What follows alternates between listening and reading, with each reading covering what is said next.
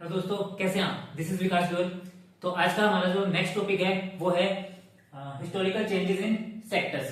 अच्छा, ये तो हमको पता ही है कि हमारा चैप्टर कौन सा चल रहा है, chapter 2 sectors of Indian economy. तो नेक्स्ट टॉपिक है हिस्टोरिकल चेंजेस इन सेक्टर्स। तो देखिए यहाँ पे इसके 3 स्टेजेस हैं। अच्छा, पहले इसका मतलब समझते हैं। देखो एक्चुअली में है क्या कि जैसे जैसे टाइम के अकॉर्डिंग क्या हुआ, आपके जो सेक्टर्स है ना उसकी इंपॉर्टेंस चेंज होती जा रही है। ठीक है, किसके अकॉर्डिंग? टाइम के अकॉर्डिंग। कि पहले जो इंपॉर्टेंस थी वो थी प्राइमरी सेक्टर की, फिर जो इंपॉर्टेंस आई वो आई सेकेंडरी सेक्टर की, फिर इंपॉर्टेंस हुई टर्शरी सेक्टर की यानी कि सर्विस सेक्टर की। तो हो क्या रहा है बेसिकली, जैसे जैसे टाइम चेंज होता जा रहा है ना वैसे वैसे टाइम के अकॉर्डिंग सेक्टर्स की जो इंपॉर्टेंस है वो भी क्या होती जा रही है, चेंज होती जा रही है। तो उसी चीज को हम यहाँ पे क्या पढ़ने वाले हैं। तो क्या लिखा हुआ है, हिस्टोरिकल चेंजेस, यानी कि हिस्टोरिकल चेंजेस क्या क्या है सेक्टर्स में, पहले किसकी इंपॉर्टेंस थी फिर बाद में किसकी इंपॉर्टेंस हुई। ठीक है, इसकी हिस्ट्री पढ़ने वाले हैं। तो देखिए यहाँ पे इसके 3 स्टेजेस हैं, फर्स्ट, सेकंड और थर्ड। अब पहले स्टेज में क्या लिखा हुआ है, देखो क्या लिखा हुआ है, initially primary sector was important. देखो सबसे पहले जो सेक्टर था वो केवल प्राइमरी सेक्टर था ये कौन सा सेक्टर? प्राइमरी सेक्टर था, उसके अलावा कोई सेक्टर था भी नहीं। तो इसलिए जो सबसे इंपॉर्टेंट सेक्टर था वो कौन सा था? Primary sector. Technology changes, new machine comes. अब उसके बाद क्या हुआ, जैसे जैसे समय चेंज होता गया, ठीक है, टाइम बीतता गया, तो उसके बाद क्या हुआ कि नई मशीन आने लग गई। ठीक है, एग्रीकल्चर में क्या हुआ, जैसे नई मशीन आने लग गई तो उसके बाद क्या हुआ, नई मशीनों के आने से क्या हुआ कि जो मैन पावर की रिक्वायरमेंट कम पड़ने लग गई। किसकी? लेबर की जो रिक्वायरमेंट है वो कम पड़ने लग गई, मतलब मशीनें क्या करने लग गई, लेबर की जगह काम करने लग गई। तो यहाँ पे वही लिखा हुआ है, technology change, new machine comes, less requirement of man power. ठीक है, तो मैन पावर भी कम चाहिए और प्रोडक्शन भी क्या हो रहा है एग्रीकल्चर में ज्यादा हो रहा है, किसकी वजह से? नई मशीनों के आने से।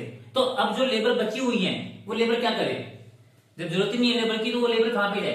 तो उसने क्या किया, जो लेबर बची हुई है वो क्या करने लग गए, वो अदर एक्टिविटी करने लग गए, जैसे कि क्राफ्ट पर्सन, ट्रेडर्स, है ना, वो आर्मी में जाने लग गए।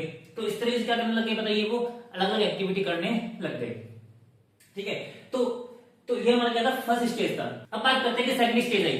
सेकंड स्टेज का मतलब क्या है कि over a period of time factories came up, people began to work in factories.